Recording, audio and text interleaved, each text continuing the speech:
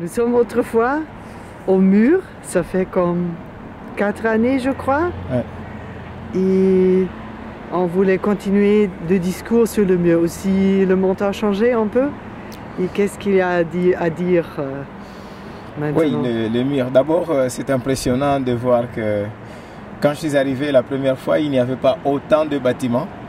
Et aujourd'hui, il y a beaucoup de bâtiments qui poussent. C'est pour dire que le capitalisme vit autrement. Le mur est tombé en Allemagne. Mais qu'est-ce qui fait que le mur continue chez nous? Ou en Afrique, on reste toujours producteur de matières premières. Je fais allusion maintenant à l'intervention de 20 pays les plus riches du monde, où Angela Merkel a parlé du plan Marshall. Plan Marshall pour aider l'Afrique, pour amener les investisseurs en Afrique. Les gros investissements, nous savons que c'est des investissements qui créent le mur. C'est-à-dire qu'on prend les matières premières, on prend la terre, mais tout cela, la richesse va ailleurs. Donc le mur pour moi, c'est de dire la richesse va partir, vous restez avec des miettes et vous restez avec les conséquences environnementales aussi, notamment quand on prend l'or par exemple, eh bien, les eaux vont rester polluées avec du mercure. Quand on prend les diamants, c'est des trous qu'on laisse, des trous béants où vont se développer, se proliférer le moustique. Donc voilà. Mais pourquoi on ne casserait pas ces murs en matière de développement? Pour dire qu'il y a de la collaboration, de la coopération qui permet que les États du Nord et du Sud puissent bénéficier au même niveau de la richesse, des richesses naturelles. Mais pourquoi on ne dirait pas, oui, Africains, décidez de votre développement.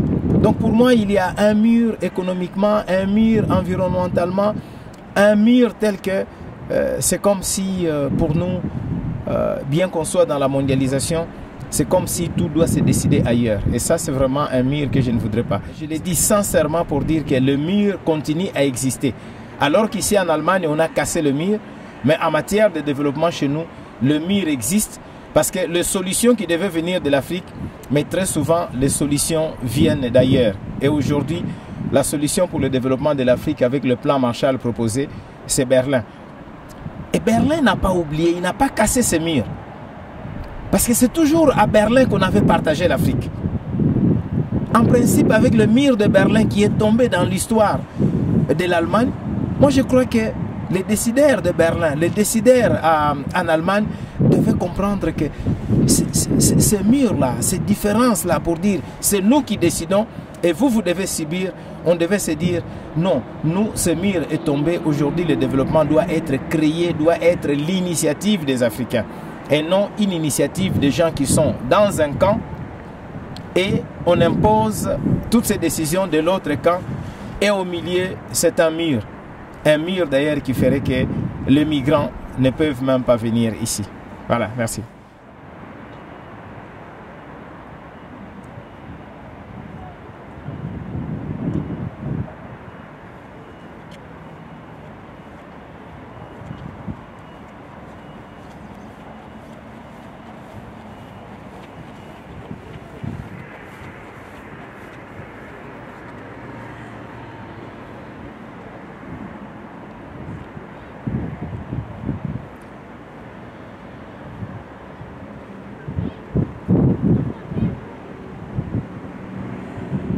Oui, c'est important quand je vois ces murs que je lise ce qui est écrit aujourd'hui, ce que la masse est en train d'écrire, non à la guerre. Et ça me fait des larmes aux yeux quand je vois la guerre qui se passe au Congo depuis près de 20 ans, avec plus de 6 millions de morts et plus de 4 millions de femmes violées.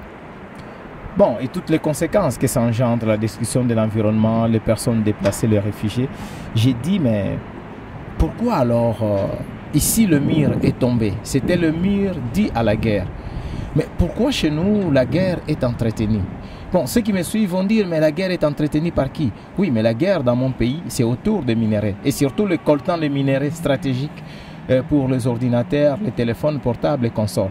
Et ça, c'est vraiment une interpellation pour dire que quand le mur tombe en Allemagne, cette mur qui a été la conséquence de la guerre, Mais il faudrait que ce mur tombe aussi dans nos pays où il y a des matières premières pour que réellement qu'on n'arrive plus au pillage tel que nous sommes en train de le vivre et à la misère, toute la misère qu'engendre la guerre. Donc c'est important pour moi de lire cette phrase, non à la guerre. Mais malheureusement dans le monde, la guerre est toujours bien entretenue quand il y a de l'or, du diamant, du pétrole. Sinon quand il y a d'autres intérêts sur la pêche ou bien sur la terre agricole.